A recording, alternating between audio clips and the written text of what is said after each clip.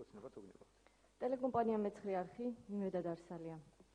გმადლობთ, ბატონ პრემიერო, თქვენ შეხვედრის დასაწყისში ახსენეთ პოლიტიკური სტაბილურობის მიღწევა. არის თუ არა ეს კოაბიტაციის შედეგი და ხომ არ ფიქრობთ, რომ ეს კოაბიტაცია მიმდინარეობს იმ 10,000-ობით ადამიანის ხარჯზე, ვისაც სახელმწიფო წლების განმავლობაში ექცეოდა არასამართლიანად. ჩვენ მე ვგულისხმობ მეცხრე არხს, ძალიან კარგად გვგრძნობთ ყველა ამ ადამიანის მაჯისცემას, შეიძლება ითქვას, რადგან ჩვენი ჟურნალისტები მუშაობენ ყველა რეგიონში, ყველა რაიონში, მათ სერიოზული პრეტენზიები აქვს ახალ მთავრობასთან ამ კუთხით.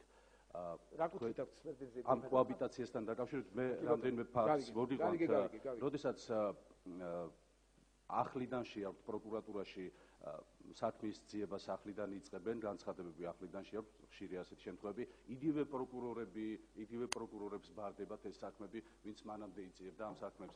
თუმცა აქვე გეტყვით, რომ საკმაოდ პოზიტიური განწყობა აქვს სოფლის მეურნეობაში მიმდინარე ამ ღონისძიებებთან დაკავშირებით და ასევე წიგნებს საკმაოდ პოზიტიურად შეხვდეთ, მაგრამ მთავარი პრობლემა არის ეს კოაბიტაცია. თქვენი აზრი მაინტერესებს. კოაბიტაცია ოღონდ პროკურატურასთან დაკავშირში ეს ვერ გავიგე, მაგრამ გიბასროთ შეიძლება. არის პროკურატურაში რომ პროკურორები თქვა ზოგიერთი ესეთი არა, კოაბიტაციას, რასაც თანა არსებობაა, ხო? წინა ხელისუფლების და ახალი ხელისუფლების. დღემდე მუშაობენ ის ადამიანები, ვინც მანამდე იღებდა არასწორ გადაწყვეტილებებს. თქვენ ეს გაქვთ ხედულობაში კოაბიტაცია, კი ბატონო.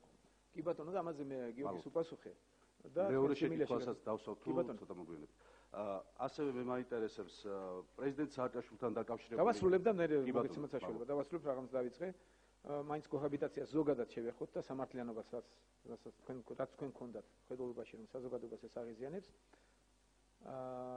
სამართლიანობას რაც შეეხება გარწმუნებთ რომ საზოგადოება არ დაწყნარდება ისე და ესევე ვარწმუნებ ჩემს ოპონენტებსაც და ვანდელს. და იმიტომაც მე ბევრი მოწოდება გავაკეთე რომ შეიცვალეთ რიტორიკა, შეიცვალეთ ქცევები, აჩვენეთ რომ თქვენ გქონდათ შეცდომები, თქვენ გქონდათ დანაშაული და ესე შემდგომ ეს პირველსავე პრესკონფერენციაზე გავაკეთე მე, დღესაც შემიძლია გავიმეორო, არ მერიდება ამის, სანამ საზოგადოებაში იქნება კითხვა და იქნება განცდა უსამართლობის, მანამ ჩვენ გვექნება მსგავსი განცდა, ჩვენ ვართ საზოგადოების ნაწილი და გარწმუნებთ რომ ის მინიმუმი აუცილებლად განხორციელდება, რაც საჭიროა რომ საზოგადოება დაწნარდეს და დასაჯელი აუცილებლად დაიჯება. ამისთვის სასამართლოდ საჭიროა და სასამართლო რეფორმის გატარებაც. რაც შეეხება კოაბიტაციას ზოგადად, რაზეც ჩვენ თავში მე ძალიან დიდი ძალისხმევა გავწია პირველი ორი თვე განსაკუთრებით ევროპიდან თუ ამერიკიდან დიდი ზეწოლა იყო ჩვენზე და მე ამას მეწინააღმდეგებოდი რომ არა ამ კუთხით და ამ ნიშნით ჩვენ ეს არ გვექნება და აი ზემონაწილს რაც შეეხება ხელისუფლებას და პრეზიდენტის დონეზე ჩვენ მოახერხეთ და გავიტანეთ ის რისი გატანაც გვინდოდა გვეჩვენებინა რომ თუ იყო შეცდომები პასუხი უნდა აგონდა არა ის რომ დემოკრატია იყო და ეხლა დემოკრატია გაგრძელდება და ოდნავ უკეთესი იქნება ეს პროცესები ჩვენ ძირითადი რაც იყო პრინციპული რაც იყო მე მგონი რომ დავარწმუნეთ ამერიკელების და დავარწმუნეთ ევროპელების რომ არ იქნება შერჩევითი სამართალი ჰამინბერგის სხვათა შორის ისევ აქაა და მაგის 16-ში აქვს მე მგონი განცხადება თუ რაღაც თავის კომიტეტში და იქ თქვათ ჩემთვისაც ძალიან საინტერესოა მისი პოზიცია რა სიტყვის ამასთან დაკავშირებით ჩვენი სამართალდამცავი ორგანოები როგორ იქცევიან მე მგონი რომ მოახერხეთ ჩვენ როგორც უნებინა ჩვენი ამერიკელი მეგობრებიც ევროპელებიც რომ შერჩევით სამართალი არ განხორციელდება პოლიტიკური დევნა არ იქნება და ეს კითხვები უკვე აღარ ისმის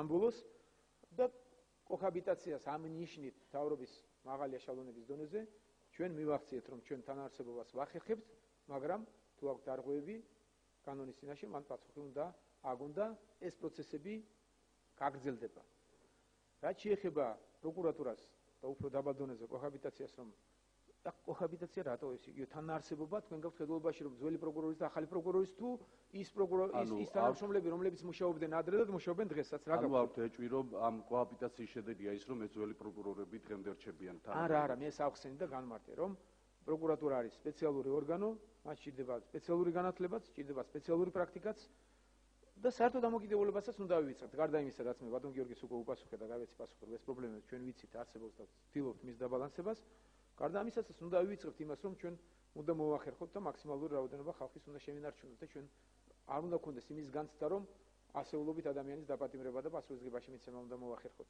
პირიქით ჩემი თხოვნა იქნებოდა დღესაც რომ ხაზი გაუსვათ იმას რომ საზოგადოებას უნდა მიიღოს ის მინიმუმი და დაიკმაყოფილოს ის მინიმუმი განცდა უსამართლობის რაც არსებობდა ქვეყანაში და რაღაც მინიმუმზე იქნებ აუცილებელი მინიმუმი კი ბატონო მაგასაც დავამატებ მაგრამ ის განცდა უგვექნება, რომ ყველა ვინც მუშაობდა და სადღაც რაღაც კანონდარღვა ჰქონდა, ყველამ უნდა მასიურად პასუხი აგოს. ეს ძალიან ცუდ შედეგებთან მიგვიყვანს და ძალიან ცუდი გზით წავალთ და ეს ამ განცდას უნდა დავიტოვებთ.